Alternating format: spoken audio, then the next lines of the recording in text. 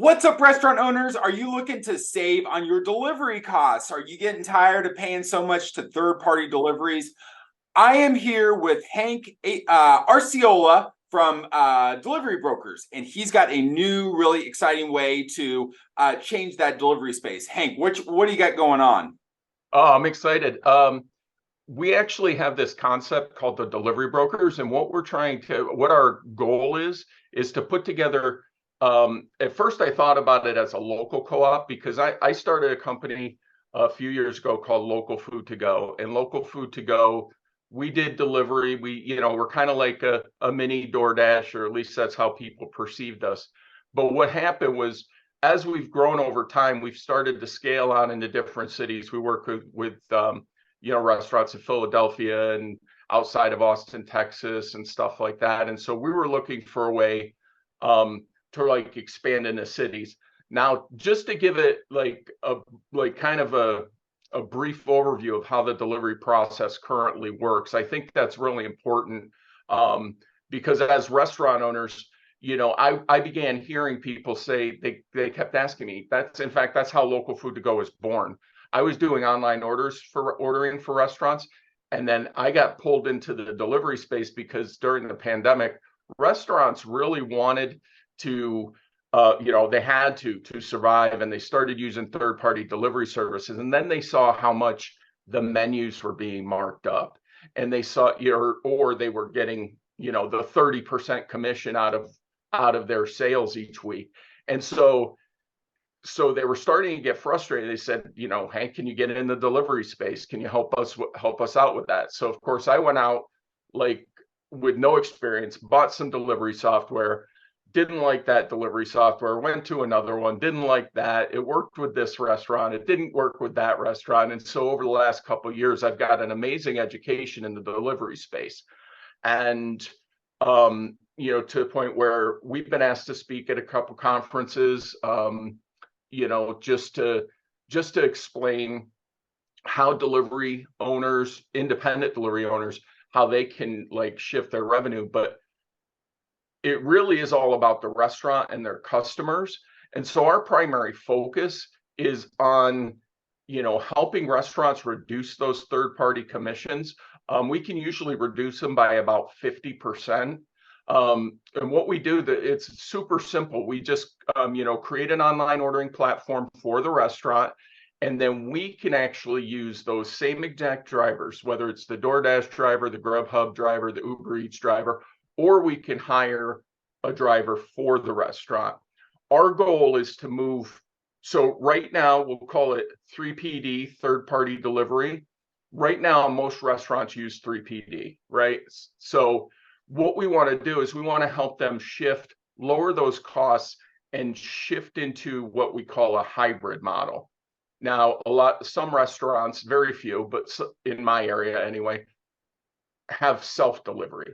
And ideally, that's where you want restaurants. Restaurants should have control of all of the pieces of their puzzle, right? And so we want to shift them as close to self-delivery as possible. There's definitely some pitfalls to the third-party delivery solution, solutions. You don't know who's coming and picking up your food and leaving with your reputation. You have people showing up in, fuzzy slippers and pajamas. They come in, sometimes they come in, they're inebriated. There's a lot of there's just a lot of things that restaurants deal with. Sometimes people don't come at all for the food because it's only got to go around the corner. It's a $2 order, and the driver from the third party says, I'm not picking up a $3 order and driving 7 miles to take it 1 mile. And so a lot of this is out of the restaurant's control. And so delivery brokers is an attempt to take back control. And so what we've done is we've actually kind of formed it as a co-op, which I'll get into later Go ahead, tell us. Yeah, what do you Yeah, have? so basically what we do is we've decided we're going to take $1 that we would normally make in profit, and we're going to share it among the stakeholders, and the stakeholders being the restaurants, the delivery drivers, and the community. So you don't have to be, a restaurant to be part of the co-op or a delivery driver. Now, ideally, what we want to do is we want to take these delivery drivers and at least have them branded, say, to like a delivery broker's brand, where maybe they're working with 2 or 3 restaurants in a geographic area. But that being said, ideally, when they do enough orders, we want to take some funds and be able to provide them with like hats, shirts that are branded to the restaurant. And so they'll know that, like, hey, we can, we know who's coming and getting our food. And so we actually go out, we hire the driver, we insure the driver, we train the driver, we do all those things. And we basically subcontract our drivers to any restaurant that would be interested in moving more towards controlling their own delivery service. We also work with the third-party services, to help people. And this can be very difficult and frustrating for restaurants. Is we try to put everything in one place so that if they need to cancel an item, they're not pressing 4 or 5 different tablets. They can just call our 1-800 number. We can log in and then go in and handle that for them. And so we have the ability to do that. We have a full team that supports the delivery drivers. They check on every order, whether it's a pickup or a delivery order, and we do that. Now, I call us the delivery brokers, but we also do monitor all of their pickup orders that come through our online ordering portal.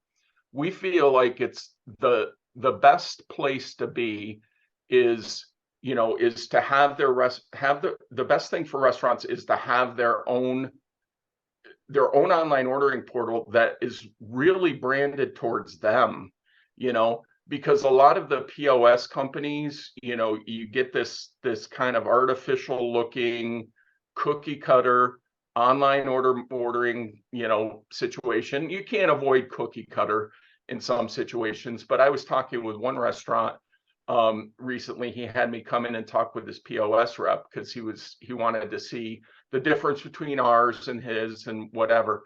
And right above his logo on the online ordering was the POS's logo above his logo, and it was bigger. And so when I was talking to the rep, I said, can we get that off there? Take that off and remove it and put it on its own domain so that it's like order.bobsburgers.com. So we pay attention to every detail and try to make sure that it's a seamless experience all the way through for the restaurant. So when a customer goes in, they feel like they're shopping at your restaurant.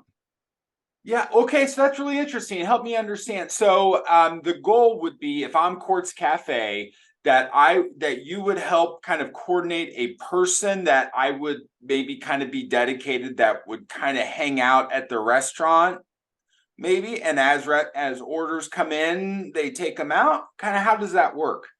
Yeah, so what we do is we make sure that there's enough order volume for that. Now we have relationships that we've developed over the years with different, we'll call them delivery vendors. And what they are is, like, a lot of them started out where what they do is they actually will work with like an individual restaurant, and they'll say, hey, you have self-delivery drivers, use our delivery software so we can, or with these independent delivery companies, companies like Cartwheel and First and Vromo, and there's a whole bunch of them out there that offer dispatch software. And so what we've been able to do with these companies as they've evolved, I actually don't have my own drivers for my orders, which sounds crazy, right? But we don't, like, where we are in my little community, we don't do a whole ton of delivery orders, right? So those orders, we just let a third-party person get to it. But the idea is that we slowly move and have somebody that picks up those orders. Now, I do have drivers. They go in and they do a lot of my catering orders and some of the bigger orders that we have. But if it's a smaller order, we have the technology available now, which wasn't in place even 6 months ago.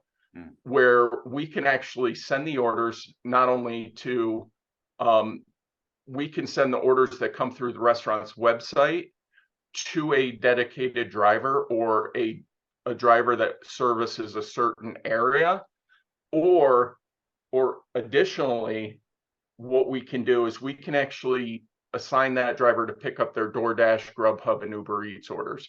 The average restaurant does anywhere between 10 and 15 orders per day in third-party orders, the average restaurant we work with. And so what we could do is we can have that driver, they're going to be moving, you know. I actually went out a couple weeks ago, about 3 or 4 weeks ago, I actually signed up to become a DoorDash driver because I wanted to see what the experience was like, you know. And I thought it was really important. It was really, you know, I gained so much insight from it because I worked for about 3 hours one Saturday afternoon. And, you know, I think I made about $50, but I was going all over the place, you know, and I was going from like one side of town to the other side of town. Now I drive a V8 car with a V8 engine that takes premium gas. So this is not something I want to do on a long-term basis, right? But at the same time, it was really insightful to see. And like, you know, I go into a McDonald's in downtown, in our downtown area, and there's 5 delivery drivers sitting there, you know, waiting to pick up a McDonald's order. I go into like this local independent restaurant and the order's right there. They say, go pick it up. You know, so every experience is different. And what we do is we try to accommodate their workflows. And, you know, like I said, when they get to a certain number of orders where we feel comfortable that we can send them branded drivers and hire their own drivers, we will do that. Now, the thing that I found is that with the restaurants is they don't like change a lot, you know, and they get very nervous because they're still not in control. And there's this illusion of control that the third-party delivery services kind of give restaurants, in my opinion. And this, you know, oh, somebody's going to come get my order, but you don't know who that somebody is, you know, to be honest with you.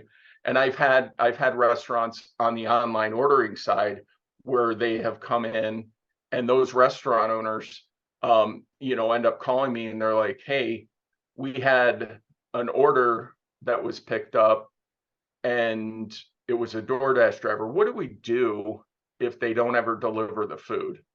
You know? And so, and you've got, you know, the restaurant has to remake the food, which costs them money, you know? And so what we do is that's why we have eyes on every order.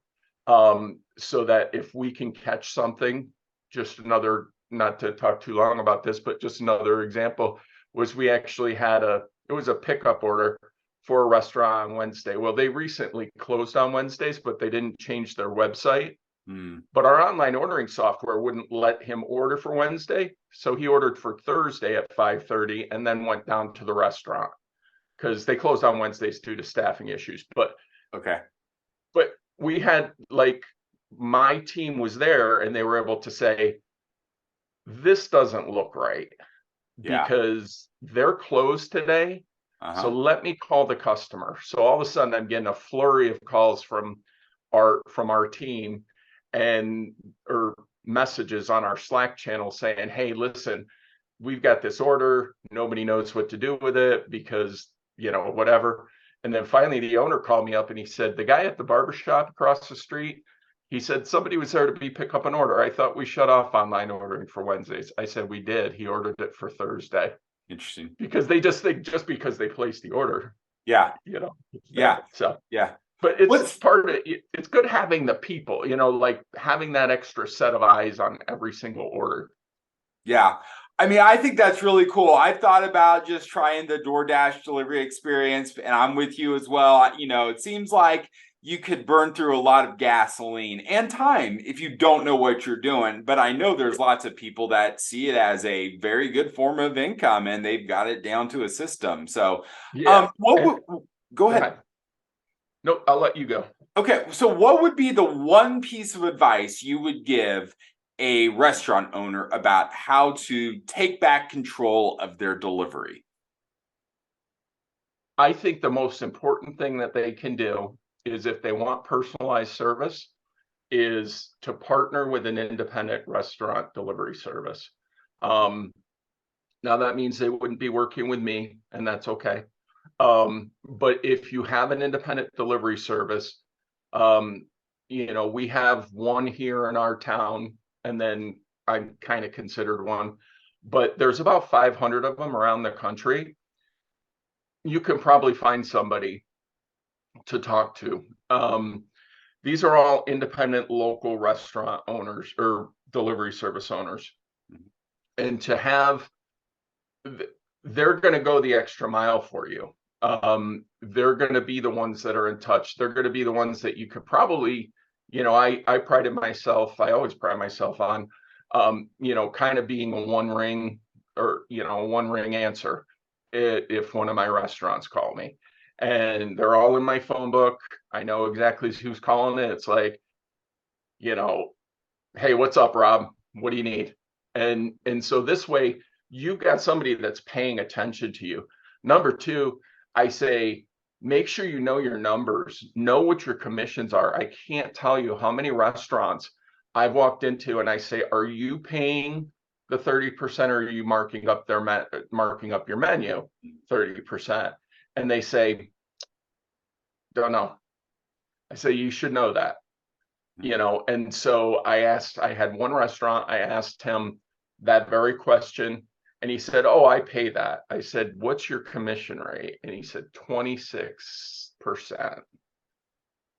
I said, Peter, I said, let me show you something. So I went into his DoorDash account and I looked at his statement from the previous week. It was about $900 in DoorDash sales.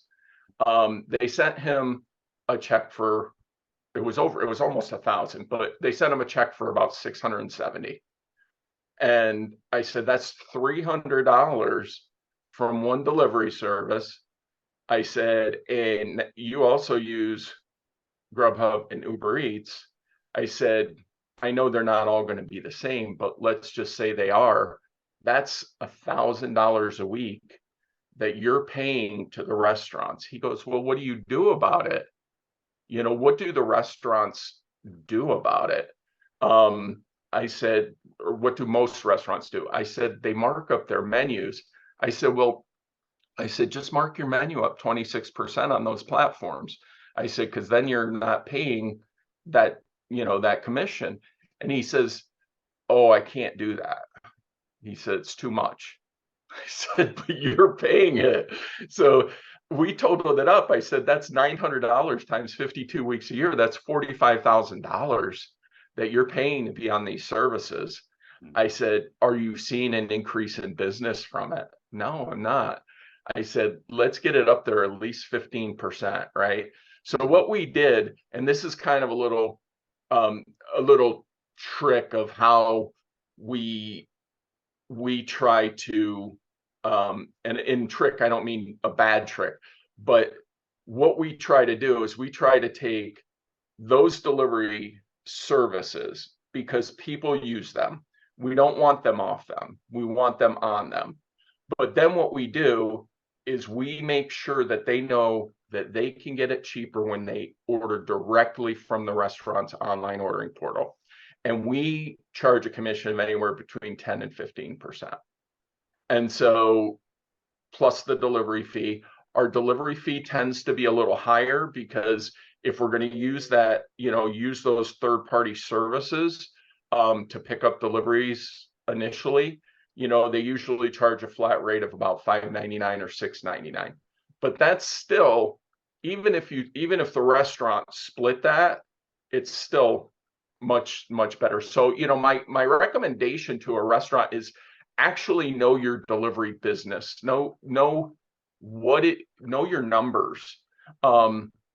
Just signing up for DoorDash doesn't mean that it's good for your business, and I'm not picking on DoorDash. I'm just, Yeah. that's just what comes out of your mouth what everybody Yeah, knows about. it is. It's a separate part of your business, right? It's like you've got the restaurant, but you've got this like to go thing. And if it's running like a well-oiled machine, like you can help restaurants do, it could be a really good profit center. So let me ask, how can people get involved with you? If people want to work with you, because you're the guru when it comes to delivery, how can people get involved? Absolutely. Deliverybrokers.com, very simple. To join the co-op, again, anybody can join the co-op. It's co-op.deliverybrokers.com/co-op. Okay. And I'll give that number to Court. He can get that out, or that email. But yeah, it's super simple. And what we do is we actually share the revenue back. So every order that's placed, for every restaurant, I'm good. Is it okay if I just give a quick Go overview of ahead. how that Yes. works? All right, yeah. So, because I'd like to talk about the delivery co-op, because I think it's something that's a very unique, model. And briefly, I'll just tell you how it came to me. I was in a DoorDash group talking to DoorDash owners. They said, what do you see DoorDash being in 5 years? And I responded back something like, hey, like I see DoorDash restaurants having their own drivers picking up their DoorDash orders. And I got a ton of comments on that. Like, absolutely, I could see them doing that, because the technology, like I said, wasn't there 6 months ago. So I was doing that. And then I have a very good friend of mine who is doing kind of a crowd sharing model on, for his pizza robots business. And he was the president of the trade association I'm involved with. And I was like, if I could do this, because I always wanted to do this as a co-op rather, and share the revenue back with the restaurants. And just as things go in my sleep, they come out on paper in the morning, and I just was like, I've got this idea. So we take 100 people, and whether they're restaurants, delivery drivers, or the general public, and then something we call founders, and we take $1 from every order and we share it back. And it's not like you're going to get rich off it, but you're getting at least a piece of the pie. And my very first client said to me at one point, he said, he said, people that do things in the marketing space, like, like the Clipper magazine, or, things like that, he said, the coupon books and stuff like that. He says they come in, they tell you, and they do like a buy one, get one or something like that. He said, and then you never see those people again. He said, if somebody can figure out how to share this back and at least give them a little piece of the pie, we'd be all more excited to work with them. And so that's always kind of rang in my ears. And so, yeah. So if anybody wants to be involved in the co-op, it's very inexpensive. You can take a look at the pricing and stuff like that on there. And it's all one-time fees. It's nothing. There's no monthly subscriptions or anything like that. No recruiting, no selling, no nothing. It's just a way to, just kind of support a great mission. Excellent. Very cool. Hank, thank you for being here today. How can people find you online? Yeah, I'm on LinkedIn. You can stop there. You can find me on Facebook. All of my websites. Email me at localfoodtogo.com. Or I'm sorry, localfoodtogo@gmail.com. And yeah, just shoot me an email. I'll give you my phone number. Excellent. Thank you, Hank. I appreciate you so much. We'll talk to y'all soon.